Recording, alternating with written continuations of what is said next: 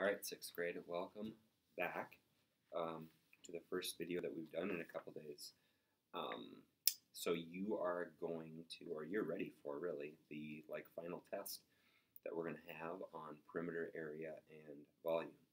So yesterday you received a packet, and the packet had a bunch of practice problems on it with, I guess the practice problems are on this side, with examples on this side to kind of go with it, right? In your copy, there is no answers to the problems on the left of the sheet as you look at it. And so what I'd like to do today is I'm actually going to give you some time in class during third period to go through and work through this packet, just because I know you wouldn't have had a chance to last night, at least with the answers. And then we'll take our assessment during fourth period. Okay, now remember the formulas. Area of a parallelogram, area equals base times height. Area of a triangle. In class, we've been learning that area is base times height divided by 2, but it may also be written as area equals 1/2 times base times height. Okay.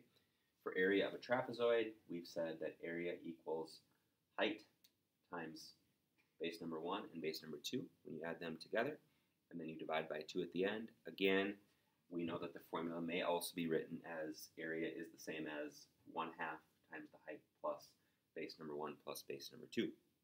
Of course, that being in parentheses, noting that we need to add the bases together first. Okay. Circumference, which basically means the same thing as perimeter of a circle. Circumference is the same as pi, which most of the time we'll use 3.14. There may be some instances on the assessment where you can use 22/7 instead. But you take pi times the diameter, and then if you find and you do circumference of a semicircle, it's the same thing. You just divide by 2 at the end. Again, we know that sometimes they may write it as 1/2 times pi times diameter instead. Okay. Area of a circle. Area is the same as pi times radius squared, which means a semicircle is area is the same as pi times radius squared divided by 2. And we also know that if you were ever to get some sort of formula sheet, it may say area is the same as 1/2 times pi times radius squared. So yesterday in class, we talked about maybe putting together some flashcards. A lot of you do that like for vocab in ELA anyway. So that might be a great strategy to do. Write area of a parallelogram on one side, put the formula on the back side. Just so that you can kind of get to know these formulas without having to know what it links with. You should be able just to look at the formula and know that that formula is what you use to do which of these things over here. Okay? Let's see. So what I think I'll do now is I'm going to read through these answers. So in class, what you can do is you're going to be working in small groups, and when you get an answer, you can play this video and see if you got the right answer. Okay, and then you can stop it, try the next one, so on and so forth. I don't necessarily expect you to do everything, but I would hope that what you would do is maybe do 1 or 2 from each. And then also, if you have extra time at the end, then I would expect you to go back and do the others, just so that you're ready for your assessment in period 4. Okay, so I'm on page 585, number 7. You should get 24 units squared. For number 8, you should get 1,395 feet squared. For number 9, you should get 18 and 125 thousandths meters squared. Number 10, you should get 40 inches squared. And for number 11, the answer should be 6 feet. Okay. Number 12, it should be 6 meters squared. Number 13 should be 4 5/10 meters squared. Number 14 should be 6 meters squared. Number 15 should be 99 inches squared. Number 16 should be 9 9/16 feet squared.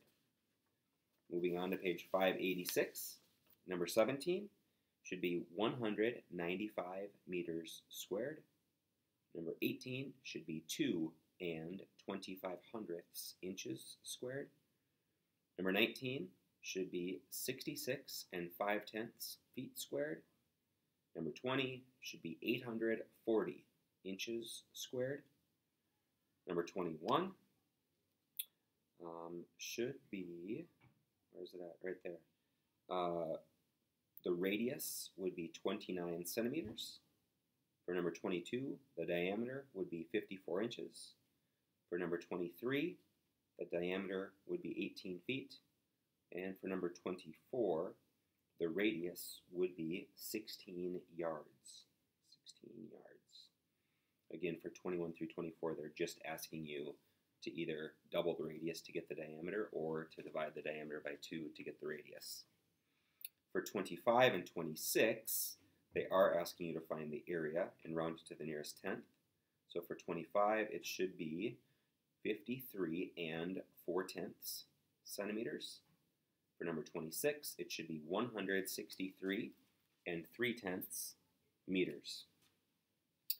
27 should be 125 and 6/10 feet. Okay. 28. 28 should be, if you use 22/7, it should be 154 meters squared. Number 29, if you use 3.14, it should be 452 and 2/10 inches squared. Number 30 should be 63 and 6/10 meters squared. Number 31 should be 1,413 yards squared. 32, if you use 22/7, should be 308 centimeters squared. 33, 40 centimeters. Number 34, 609 and 8/10 of a foot. Okay. Moving on to page 588. Number 35 should be 437 and 5/10 millimeters squared. Number 36 should be 154 and 4/10 meters squared. Number 37 should be 42 feet squared. 38 should be 100 feet squared. You can skip 39 and you can skip 40. We won't have any questions like that on the assessment. And I believe this is the last page. Yep. So lastly, page 589, 41 should be 96 yards cubed, because it's 3 dimensions. 42 should be 108 feet cubed. 43 should be 38 inches. 44, 3 2/10 of a meter. Again, on those, you're just finding the height in 43 and the width in 44. 45, you should get 1,856,720 yards cubed. 46, you should get 216 centimeters squared. 47, 208 yards squared. 48, 76 feet squared. And 49 should be 376 inches squared.